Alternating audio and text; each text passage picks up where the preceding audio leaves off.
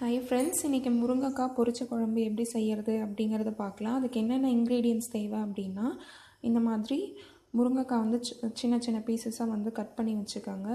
தக்காளி வந்து 2 எடுத்து வச்சுருக்கேன், அதுவும் இந்த மாதிரி சின்னதாக வந்து பீஸ் பண்ணி வச்சுருக்கேன்.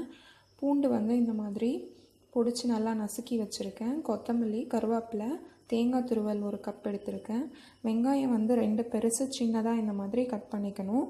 கடுகு, உளுத்தம்பருப்பு, கடலைப்பருப்பு, மஞ்சத்தூள், உப்பு, மிளகாத்தூள் இதெல்லாம் தான் இதுக்கு தேவையானது. இப்போ எப்படி பண்ணலாம் அப்படின்றத பார்க்கலாம். இப்போ இந்த மாதிரி நான் ப்ரெஷர் குக்கர் எடுத்திருக்கேன். ப்ரெஷர் குக்கரில் ஒரு 3 டேபிள் ஸ்பூன் வந்து எண்ணெய் விட்டுக்கலாம்.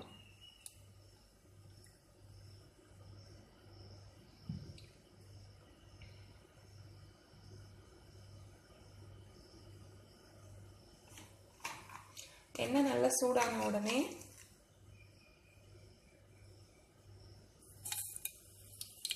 கடுகு போட்டுக்கலாம். கடுகு, உளுத்தம்பருப்பு, கடலைப்பருப்பு போட்டுக்கலாம்.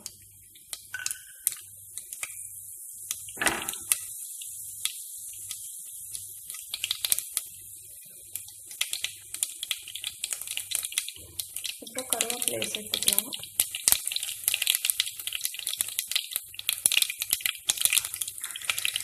அடுத்து இந்த மாதிரி நசுக்கி வச்சுருக்கோம் இல்லையா, அந்த பூண்டு சேர்த்துக்கலாம்.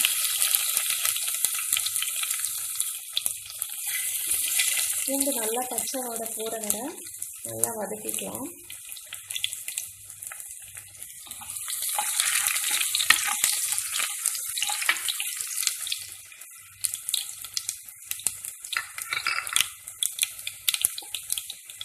அடுத்தது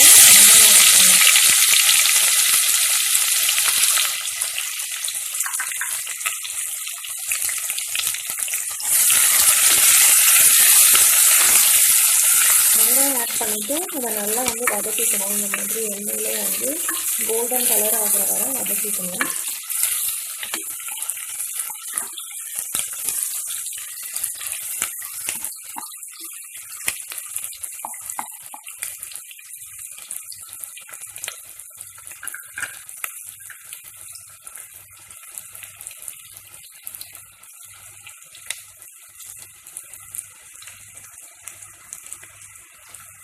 இப்போ தக்காளி சேர்த்துக்கலாம். வெங்காயம் வதங்கிடுச்சு.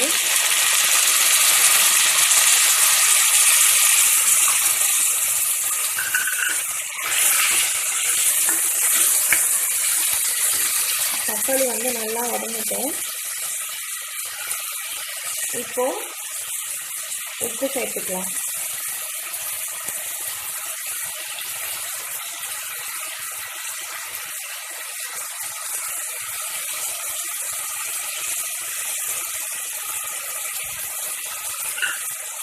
உப்பு சேர்த்துட்டு நல்லா இந்த மாதிரி கிளறி விட்டோம் அப்படின்னா சீக்கிரமாக வதங்கிடும்.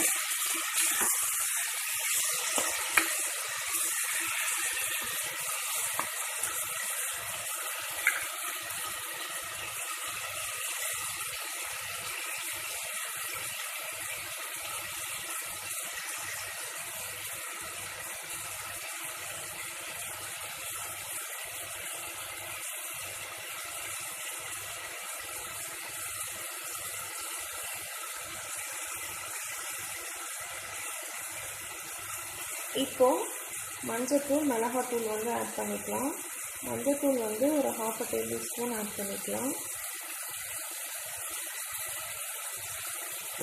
மிளகாத்தூள் வந்து நம்ம காரத்துக்கு ஏற்ப உங்களுக்கு ஜாஸ்தி வேணுமா ஜாஸ்தி ஆட் பண்ணிக்கலாம், இல்லை மீடியமாக வேணும் அப்படின்னா மீடியமாக ஆட் பண்ணிக்கலாம்.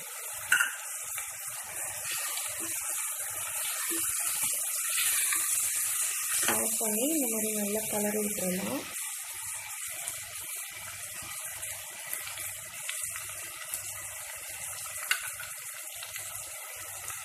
இப்போது முருங்கைக்காவை இதில் சேர்த்துக்கலாம். சேர்த்துட்டு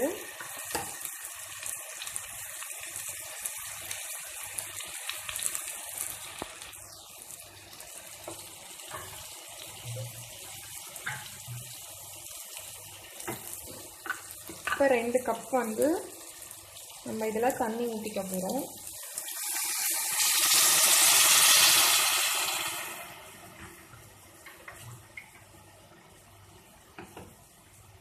ஜாஸ்தி வேணாம், ஒரு 2 கப் மட்டும் தண்ணி ஊற்றிக்கலாம்.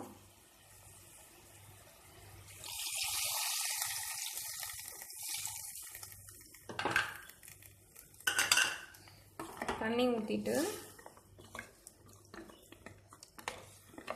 இப்படி நல்லா வந்து இதை மிக்ஸ் பண்ணி விட்டுட்டு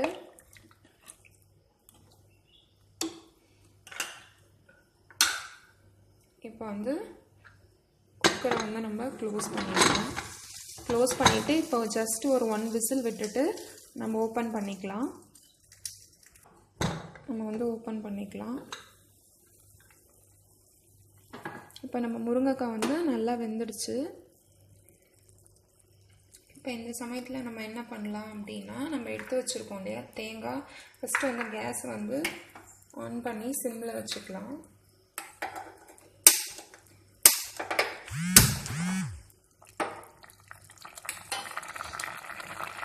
சிம்மில் வச்சுட்டு இப்போ நம்ம தேங்காவை போட்டுக்கலாம். கடைசியாக நம்ம தேங்காய் ஆட் பண்ணோம் அப்படின்னா நல்ல ஒரு டேஸ்ட் இருக்கும், அதே மாதிரி ஃப்ளேவரும் வந்து நல்லாயிருக்கும். அதனால் நம்ம கடைசியாக ஆட் பண்ணிக்கலாம். தேங்காய் ஆட் பண்ணிவிட்டு ஒரு 2 நிமிஷம் வந்து கொதிக்க விடலாம். இப்படி மிக்ஸ் பண்ணிவிட்டு ஒரு 2 நிமிஷம் வந்து நல்லா கொதிக்க விடலாம்.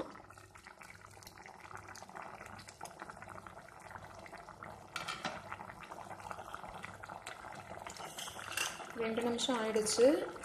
இப்போ நம்ம ஃபைனலாக வந்து கொத்தமல்லியை வந்து போட்டு இறக்கிடலாம். இப்போ முருங்கைக்காய் பொரிச்ச குழம்பு ரெடி ஆகிடுச்சு. ட்ரை பண்ணி பாருங்கள். உங்களுக்கு பிடிச்சிருந்தது அப்படின்னா சேனலை சப்ஸ்கிரைப் பண்ணுங்கள். தேங்க்யூ ஃபார் வாட்சிங்.